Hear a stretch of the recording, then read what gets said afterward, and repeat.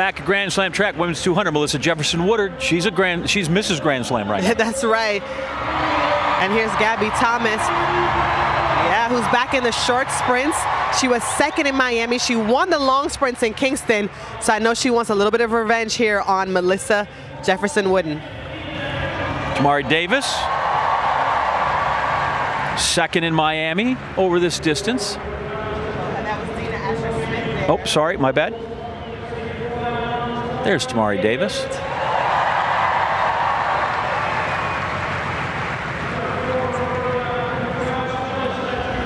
Jaden Mays there. Another one of those fast Oregon Ducks from the Olympic trials in 2024 in this event. Made it through to the finals. Thelma Davies. She'll get a hometown welcome.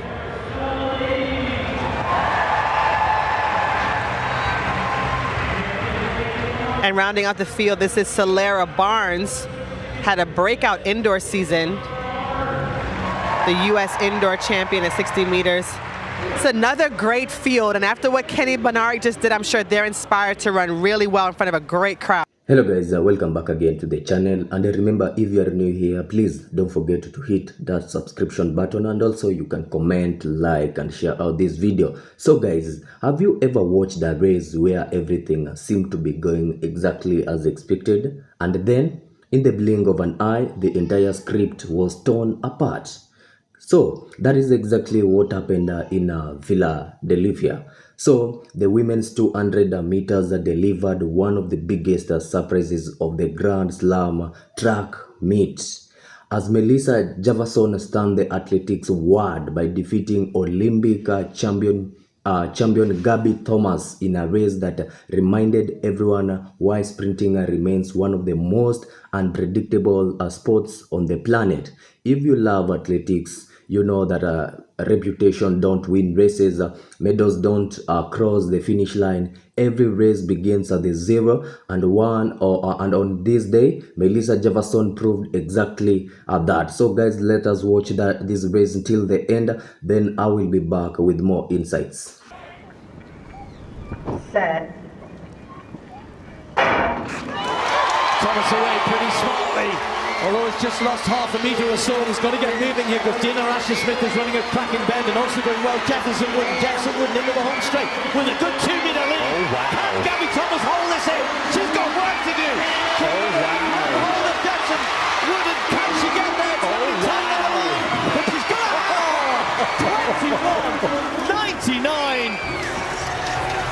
21.99. Well. Oh, wow. She doesn't even want to look at Gabby's own to go, sorry. Sorry. Look at Gabby's face. Oh. You gotta remember, Melissa is actually the first leg on the relay team. She is a turn runner. This is a turn favorite track. This is, like you said, it's a different 200 meters here. Wide turn. You only, once you straighten up in the home straight, you've only got about 75 meters left. Yes. And I know that's what Melissa was thinking when she got on that straightaway. This straightaway short, I'm winning. I don't got to hold on for that much longer this time. And she held on. So that's not only a personal best, again, another record for this track in the stadium. Wow. In the rain. I mean, at this point, you think, well, Gabby didn't get a good start because you're thinking, Dina Asher-Smith was up on it, but then you suddenly realize Jefferson Woodard is out there, but Gabby normally hauls people in, doesn't she? She does. But sometimes when people are that far out there, I know there had to be a moment where Gabby was like, hold on a second, she actually is kind of far.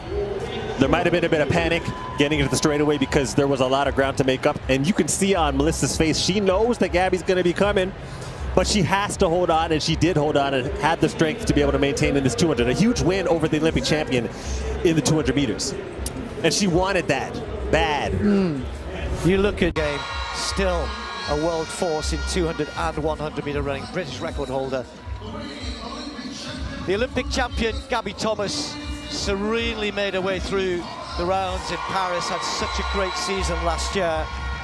Really looking forward to seeing a race here. The previously mentioned Nasser of Bahrain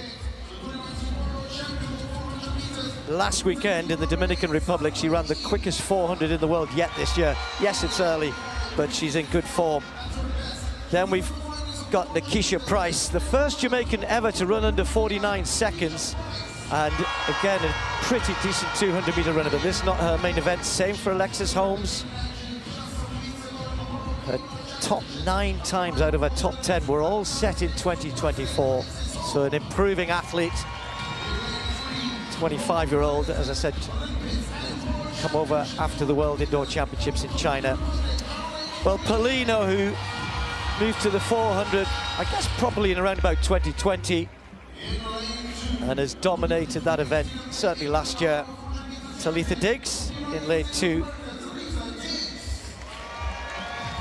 And then Stacey Ann Williams of Jamaica. Fresh from a new indoor 400 personal best. Lane 1 may be tough in this 200 then. Hansen, what we're looking for here?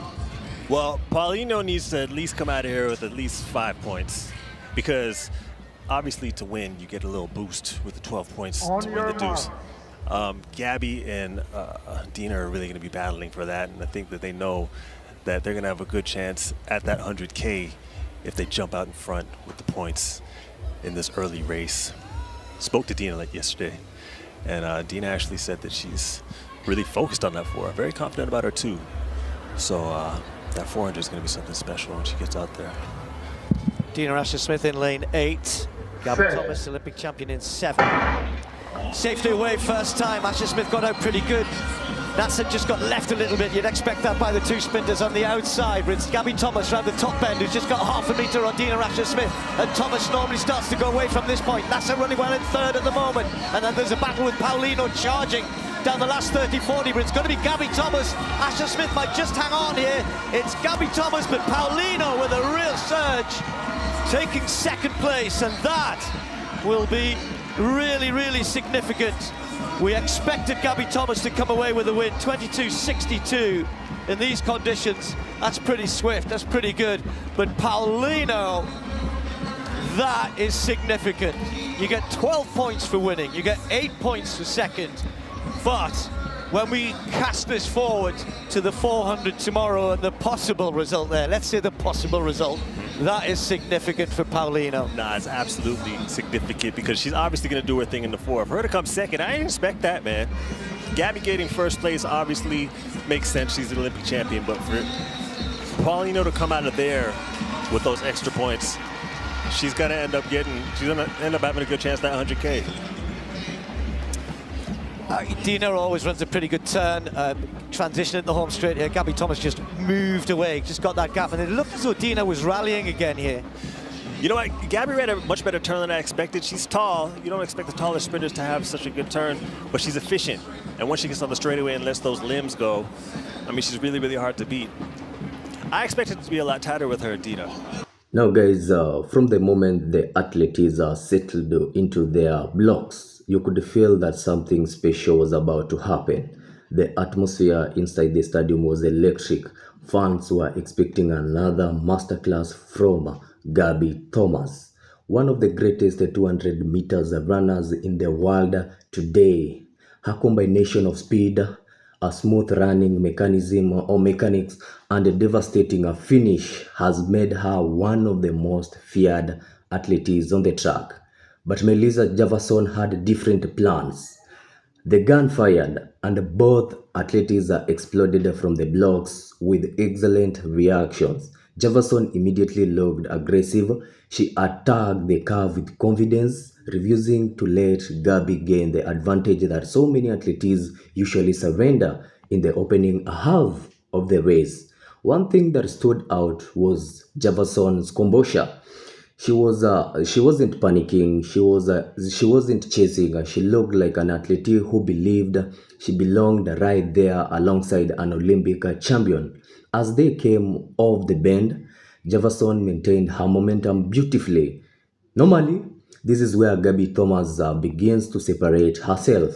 Her transition into the straight the straight is usually on the strongest in the world athletics. Time and again, we have watched her pull away from elite fields with that long, effortless strides. But this time, Melissa Jefferson refused to fade. Stride after stride, she matched Gabby Thomas. Then came the final meters. Instead of Thomas pulling away, Jefferson found another gear. She kept driving her knees, maintained excellent form, and powered through at the finish line. When the clock stopped, Melissa Jefferson had crossed first in 21.99 seconds. Do you know what that means? Gabby Thomas finished seconds in 22.10 seconds. It may only be a difference of 11 hundredths of a second, but in elite sprinting, that margin is significant. This wasn't luck. This wasn't a stumble from Gabby Thomas. Melissa Jefferson simply produced the better race. One of the interesting talking points after the race was the unique design of the Grand Slam track. The venue features a wide bend and a shorter home straight compared to many traditional tracks. That might sound like a small detail, but in sprinting, every meter matters a lot, guys. That is what you should be putting at the back of your mind. Athletes who can generate speed early and hold throughout the curve often benefits from this kind of layout. Jefferson executed her race almost perfectly. She attacked the bend aggressively, guys, carried the speed into the straight, and left Gabby Thomas with very little distance to launch her trademark later surge. It was a smart racing, it was a discipline, and above all, it was fearless. What makes this performance even more impressive is Melissa Jefferson is a steady improvement over the past few seasons.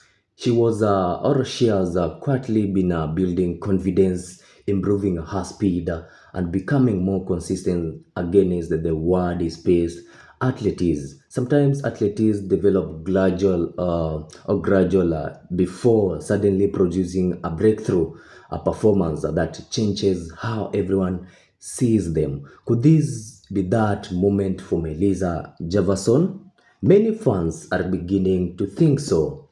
Meanwhile, Gabby Thomas shouldn't be judged too harshly because of one race. Champions lose. That is part of sports.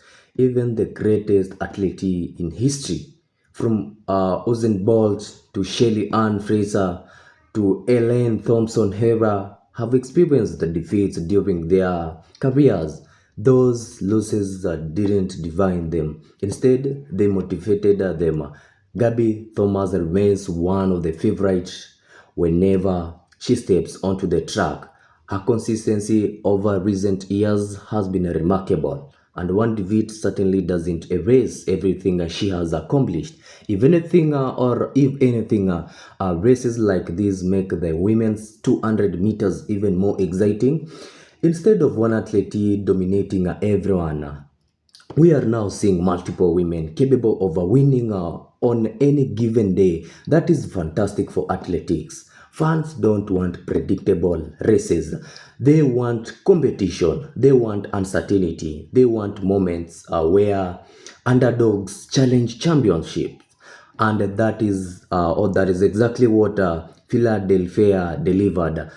The meet also featured another exciting women's 200 meters contest involving Dina Asher-Smith and Marilady Paulino. Gabby Thomas bounced back strongly in the race, showing exactly why she's considered one of the best sprinters in the world. She crossed the finish line fast, while Marilady Paulino produced an impressive late charge to finish a second. This performance reminded everyone that elite athletes have an incredible ability to respond after disappointments. So guys, one race doesn't tell the whole story. That is why athletics is so fascinating. Every meet writes a new chapter, every race brings new lessons, and every finish line creates new conversations. Look ahead, the women's sprint events are becoming more competitive than ever. Melissa Jefferson is improving. Gabby Thomas remains a world-class contender. We have Mary Lady Paulino continues to demonstrate incredible strength. We have Dina Asher Smith is still capable of producing world-class performances, and with the World Championship drawing closer, every race is becoming more important. Athletes are refining their race excursion, they're testing strategies, they're learning how to beat one another. Every victory builds confidence, every defeat divines valuable lessons. Melissa Jefferson's victory wasn't just another race, a research, it was a statement. It told the athletics world that there is another serious contender in the women's 200 meters. It is a reminder, every favorite, that nothing can be taken for granted once the gun goes off. That is the beauty of track and field. No matter how many medals you have won, no matter how many records you have broken, you still have to earn victory every single time you step onto the track or any track, guys. Feel that there gave us a speed, it gave us a drama, it gave us a surprises, guys, and most importantly, it reminded us why millions of fans around the world continues to fall in love with these sports. Now it's your turn, guys. I want to hear from you. Do you think Melissa Jefferson can consistently challenge Gabby Thomas this season? Was this the beginning of a new rival, or will Gabby Thomas return a stronger, even stronger in their next meeting? I want to hear your thoughts, guys. Let the comment section be respectful, and also, guys, thanks for the much support that you have been giving me, for always coming out to watch my videos, and also to my subscribers. I want to say a very big thank you for the much support also you people are showing me. Till we meet in the next one, guys.